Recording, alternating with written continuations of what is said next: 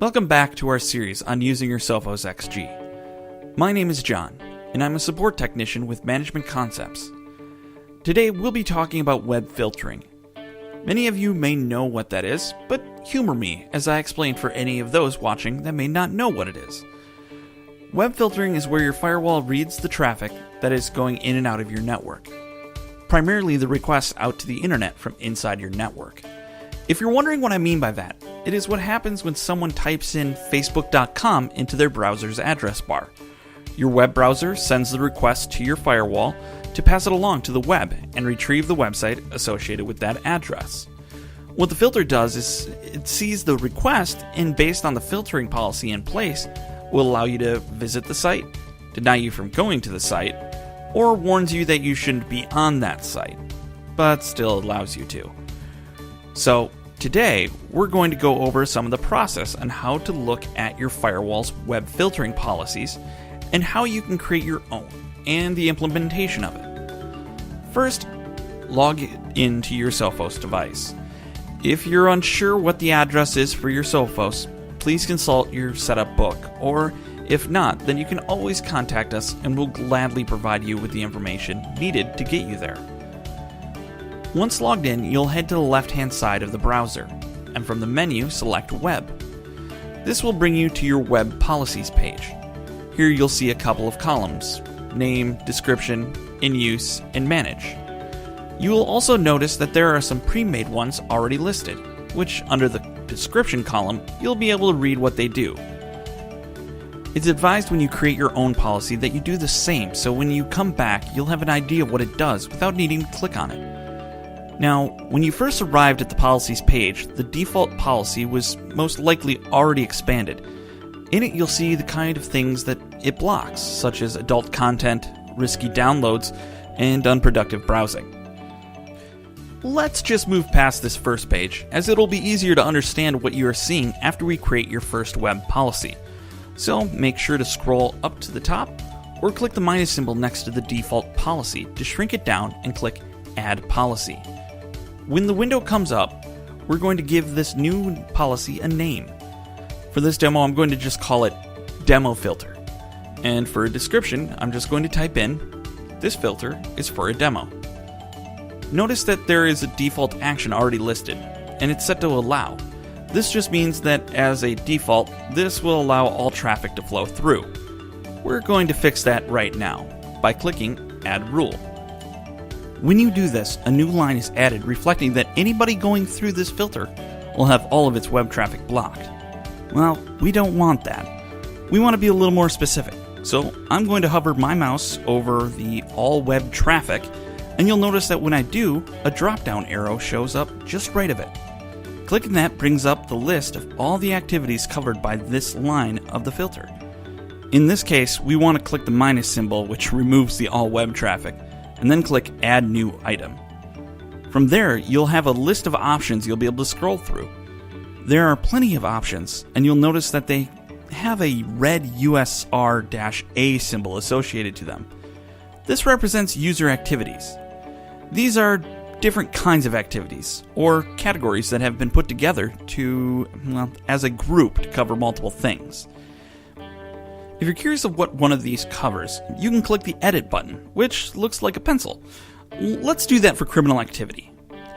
Here you see a list of categories that are part of a group that by default on the Sophos device is viewed as criminal activity.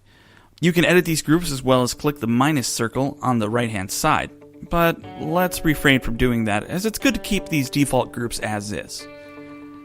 Back at our web policy, I'm going to click the drop-down menu again, and this time I'm going to click the Show Only button. This is where we will find all of the things we can filter by. The user activity filter is on by default, so if we click View All, we'll get a look of everything we can view by.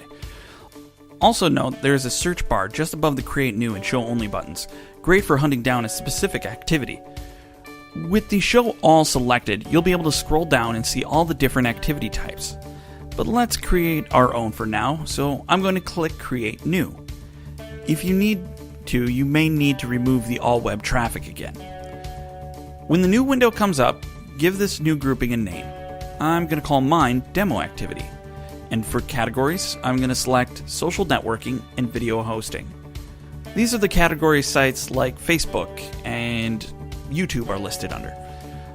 Once I've selected those, I click Save, and now back at my base policy, I now have demo activity listed. By default, any new line has block listed as the action. At the moment, I do want to block this activity, so I'm going to keep it as is. Note though that I could change it to allow or warn.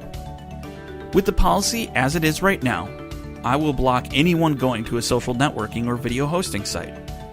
Now say I only want my employees to be allowed to go to one of these sites during the normal lunch hours of my company. We'll say that time is around 11 a.m. to 1 p.m. To do this, I'm going to start off by clicking the clone button here. This will replicate the rule either above or below. We want to create it above the old rule we just made. Now we'll have two of the same rule. On the top rule, I'm going to change my action from block to allow. The reason why we want this policy above the old one is that the rules take effect from the top down. Now I'm going to hover over the constraints column, click it to get the drop-down menu, and select Create New. There are some pre-made ones, but let's keep going on the manual creation process. From the new window, we're going to type in a name, which I'll call Lunch Viewing. Give it a description of allowing employees to view social media and video hosting sites during the lunch hours of 11 a.m. to 1 p.m. Then, under days, I'm going to select weekdays, and under start time, I'll select 11 a.m. and the stop time of 1 p.m. Go ahead and click Save. Back at the main policy screen, under the action, we're going to go ahead and change it back from block to allow. What this will do is during the hours of 11 a.m. to 1 p.m., those sites will be allowed. Go ahead and click Save, and we have created our first web rule. Next, I'm going to show you how to whitelist and blacklist certain sites. To do that, we're going to go to the URL Groups tab towards the top of the window. When we get to this screen, you'll see we have a couple groups made. What I'm going to do is click Add. Here I'm going to name the URL group Whitelist and give it a simple description of allowed web pages. And in the domain names to match area, I'm going to type in facebook.com and then click the plus symbol to the right.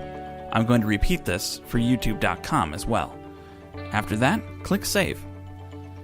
Now let's go back to our rule we made earlier under the Policies tab. I'm going to click the policy, and on the right side, click the pencil symbol to edit. With the edit window back up, I'm going to click the drop-down menu for the activities of the top line that has the constraint on it. As it is right now, the rule is allowing all social media sites, such as MySpace and Twitter, as well as any video hosting sites during lunch hours. What I'm going to do is make use of the whitelist we created. So with the drop-down menu selected, I'm going to click the minus symbol and remove the demo activity that I replicated when we cloned the lower rule. Once they are gone, I'll click the Show options, then select URL Group, and finally select Whitelist from that group. What this does is narrows down what opens up during that lunch hour. This makes it so that only Facebook and YouTube are available, but none of the other social media or video hosting sites are available. This is something that works well at schools where games as a category would be blocked, but you would still want to allow certain websites for games that teachers may use. The inverse of the whitelist would be the blacklist.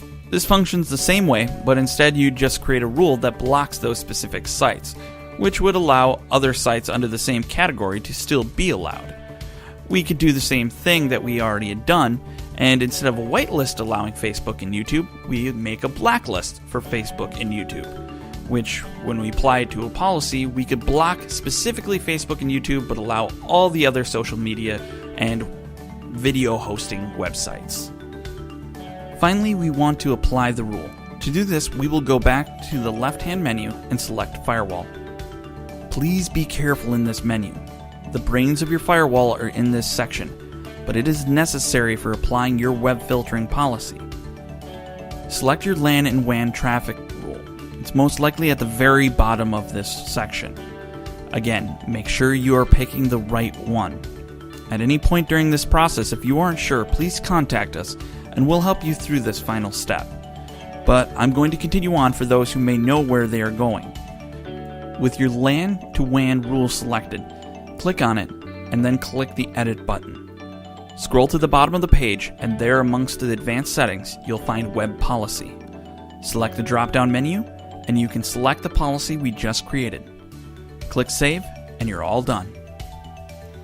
In this video, we created a web filter policy from scratch, created a rule that allowed employees to visit specific sites during lunch, created a whitelist to allow only specific sites, and applied the policy. In the next video, I'm going to be going over traffic shaping settings and their basics. Again, my name is John, and if you have any questions about your Sophos, please give us a call. But until then, have a great day and a great night.